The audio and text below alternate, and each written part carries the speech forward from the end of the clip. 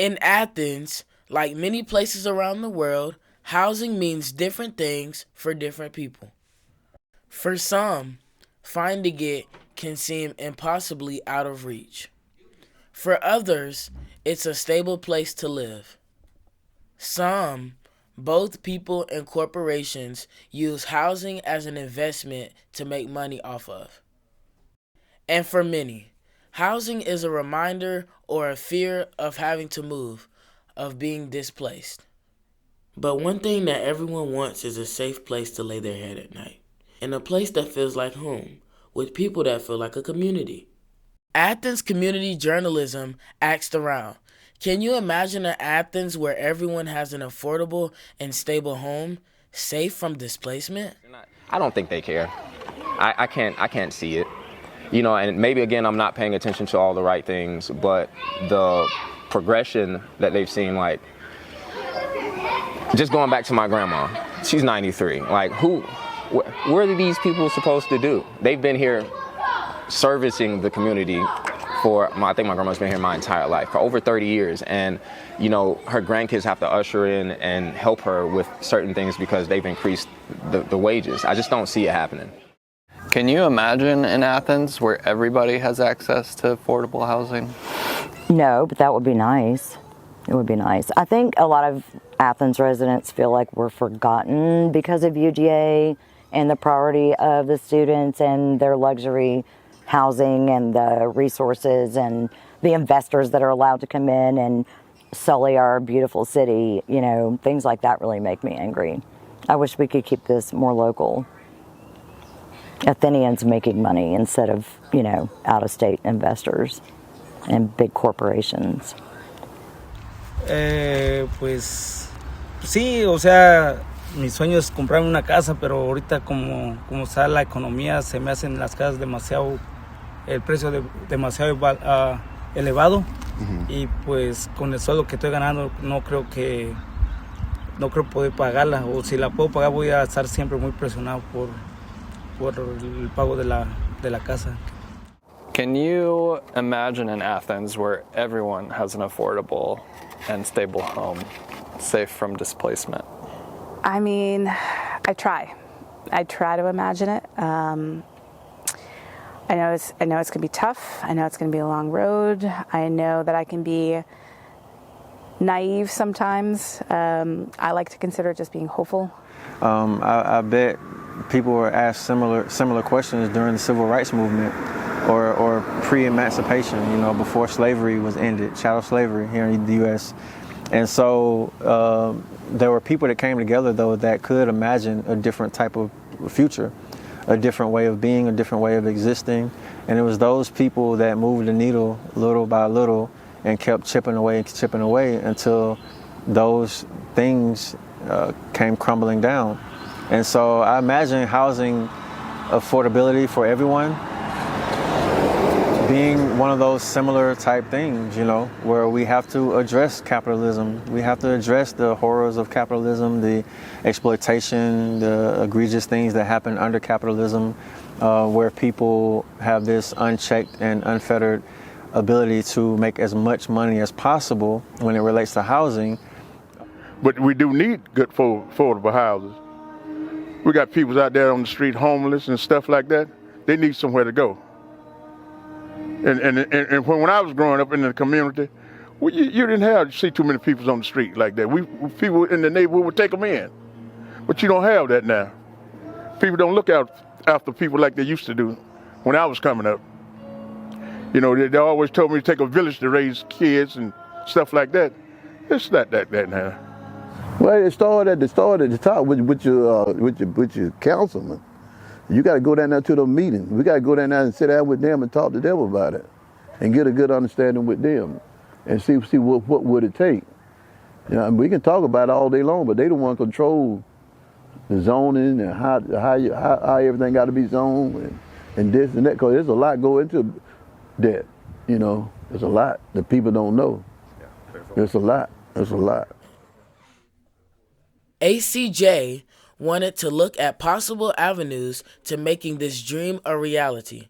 So we talked with two Athens residents who have been putting in work to research, write, and advocate for proposals to make housing in Athens more available and affordable.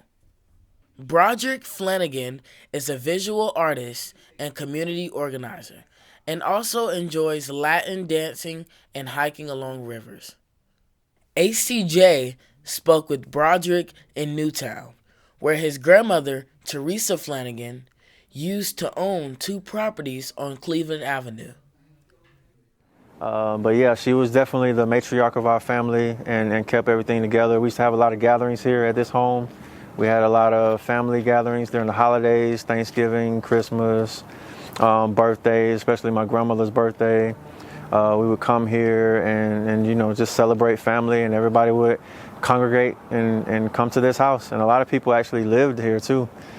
People that were in precarious situations, struggling with certain things. They always had a safe haven here at Grandma's house. I remember my family lived here at one point. We were being displaced. We lost our house and then ended up having to move to public housing, and then we lost our apartment in public housing. And so we had to end up living here with my grandmother on a few different occasions. And so it was like a family house, where people could come when they were, not in such great situations, so we wouldn't be out on the streets. But at an early age, I kind of heard the adults around me talking about how important property was and how important it is to have ownership, how important it is to have somewhere to live, and how you should value that land ownership.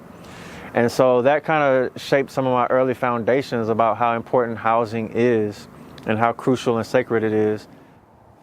Danielle Gilmer is a woodworker for a small business and realtor for first-time home buyers, and also enjoys cooking and growing vegetables. As a kid, Danielle and her family moved around from her grandfather's basement to apartment to apartment. As an adult working in the restaurant industry, she continued to move around a lot, and at one point lived out of her car after the house she was living in changed ownership, and she was given 30 days notice to leave. Danielle described what changed for her when she moved to Athens in 2014 and was able to purchase a home. It's hard to describe if you don't own your own home or didn't come from a home that was owned in the family. It's really hard to just describe, but I can say that for someone like me that had moved around my entire life, I've had 28 known addresses, being able to purchase my own home gave me this sense of security, this sense of foundation, this root in the community, just so much that I did not anticipate being a thing from purchasing a home. So after that, I realized how important it is, what a big piece it can be to just build yourself up and to continue building on yourself once you have that safety around you. In 2020, Danielle became a real estate agent to try to help other first-time home buyers get that feeling of housing stability. But she struggled to realize that goal in the transaction-based industry. Then, a colleague who saw Danielle's passion invited her to fill in on an affordable housing panel. And after that, Danielle became more and more engaged. She attended community events to learn more, and was later invited to be a part of the Athens team of the Georgia Initiative for Community Housing, which we'll refer to as the GET Committee. It just kind of kept, building on itself. And I would like to say, because I'm okay with saying I don't know something. I'm okay with being curious. I'm okay with asking questions. So I'm not afraid at this point in my life to say, hey, I would like to know more. I would like to be a part of this. Is this possible? Broderick started paying more attention to local politics in 2014 when he noticed that decisions were being made about Black communities without Black people being present in the decision-making process. Since then, he has been part of several efforts related to housing, including knocking on doors to encourage residents of Inner East Athens to form a neighborhood association so they can have more of a voice on proposed developments. In 2022, Broderick worked to support residents of Hidden Pines, Lexington Heights, and Rosemary Place after an investment company from Florida purchased resident homes, increased the rent, and stopped accepting Section 8 vouchers. We also had to help a few people move, though, because after the investment company bought properties, they stopped taking Section 8 vouchers and other vouchers. And so there are many people who lived in the neighborhood for 20 years almost, at least 2 people I can think of off the top of my head that lived in the neighborhood for 15 to 20 years. They had to move because they were no longer accepting their vouchers that they had, their government subsidies. And so those are the things that led me to doing the housing work and some of the local ordinance work that highlight some of the things that address some of the things I was just speaking to. Working with Athens' anti-discrimination movement, Broderick helped to gather community input and write an ordinance, a law that they are pushing for Athens-Clarke County Mayor and Commission to vote on, approve, and enact. The ordinance includes proposals for ACC to improve housing affordability for renters and homeowners by doing the following and more. Establish a second chance rental assistance program for renters with prior evictions or criminal history, using money from the local housing fund. Invest in building more affordable housing by expanding use of the Acquisition Strike Fund, low-income housing tax credit, and more. Establish more protections for tenants. Establish an emergency rental assistance sub-fund within the local housing fund for eviction, prevention, and wraparound services. Provide more down payment assistance for first-generation or income-eligible homebuyers in historically underserved neighborhoods. Support community land trust and advocate the state government to allow local governments to use rent control to limit big private landlords from raising the rent too high. I would probably say the rent control idea is one of the most important because it covers all facets of community. There are renters from every racial demographic, every gender, every socioeconomic status. There are people who rent, and some people, their situation changes, and it goes up and down sometimes. And so people who are renting are always under threat of living with the idea that they may lose their housing if their economic situation changes, and vice versa. Or if it gets bought out by somebody else. Or if it gets bought out by somebody else and they raise the rent overnight. And so I think that is one of the biggest ideas. Again, that can't happen by right at a local level, and so we need the mayor and commission to sign on to advocating at the state level. And so I want us to be just as bold as the people who are proposing to put people in cages and to rip families apart. There are people literally proposing policy that would allow, these agents, unlicensed agents, they're deputizing them to basically destroy families, displace families, tear families apart, kidnap people. And policy is some policies are behind that, and so we want to, of course, stop those policies, but we want to be just as aggressive in terms of rectifying the harms that have been done to people in those situations. And so that's the Athens that I want to see, and that's what we need. We need to be more aggressive with our policy that's going to have a positive impact, that's going to challenge that status quo, that's going to challenge that billionaire, millionaire, capitalistic mindset, In addition to the tools and strategies outlined in AADM's Affordable Housing Ordinance, zoning is another tool that can be used to create more affordable housing. But what is zoning anyways? So at a basic level, zoning is how government regulates land uses and densities on private land in most U.S. cities and suburbs. That's to say that zoning controls how big of a building you can build on a particular lot and whether you can use that building for any given residential, commercial, or industrial use. The original purpose of zoning was to promote the health, safety, and welfare of residents by separating residential uses from industrial or other noxious uses. But throughout history, zoning was used as a tool for segregation. The 1948 Supreme Court case Shelley v. Kramer and the Fair Housing Act of 1968 made it illegal to segregate neighborhoods based on race. But white majority local governments across the country found that they could still use race-neutral zoning laws to keep neighborhoods segregated. According to her citizens, Athens is a hometown with beautiful subdivisions and quiet, shaded streets. Homes with yards that give children room to play. It's a city that again and again welcomes newcomers. Zoning is pretty much has been used since the early 1900s up until now to segregate minorities and to segregate lower income families. It's used in that way by saying that you can only build a certain size house on a certain size lot. And what they started to exclude was cottage courts, townhouses, quadruplexes, homes that were smaller than 1,200 square feet.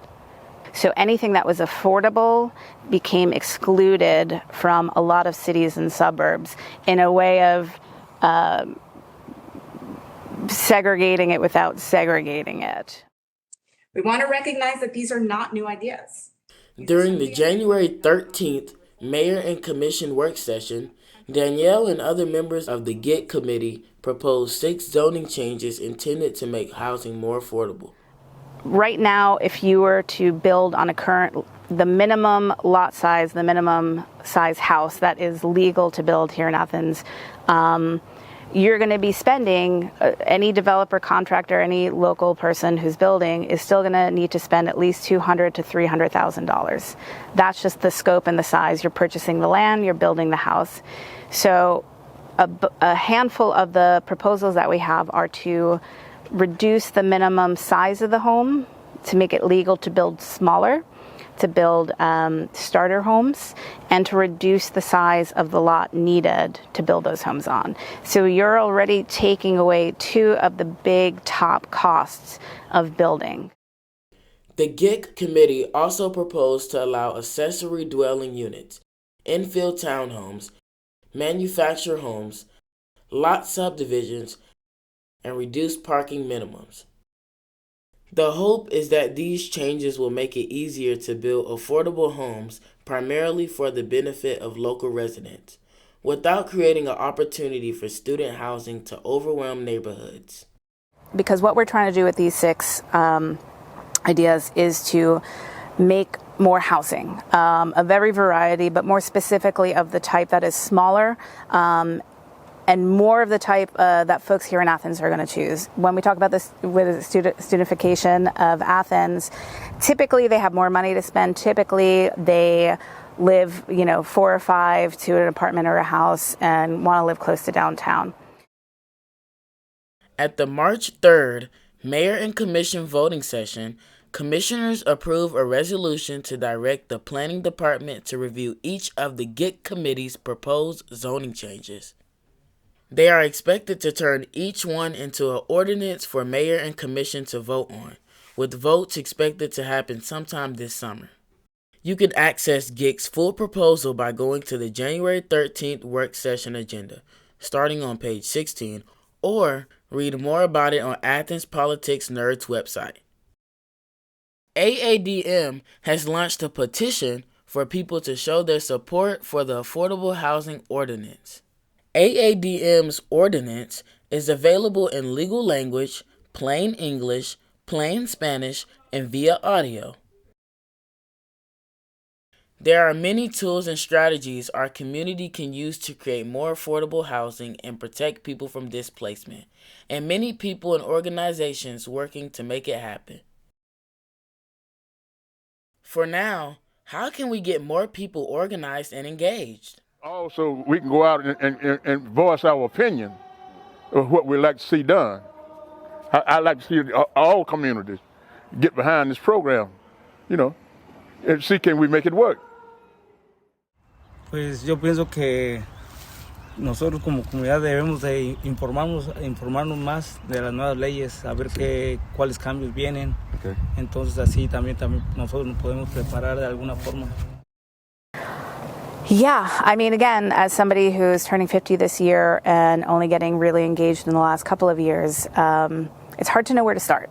All I can say is if you're if you're concerned about it, if you're worried about it, if you want to do something about it, talk to your neighbors, talk to your friends, talk to your commissioners. There's so many amazing humans and organizations here in Athens already doing the work. Hopefully it doesn't take long to just kind of plug into the one that really kind of resonates with you. And just show up and be curious. I think the hardest thing for me for a long time was just feeling like I didn't know what to do or what to say. It doesn't matter. Just be in the room. Just listening, I think is the biggest step.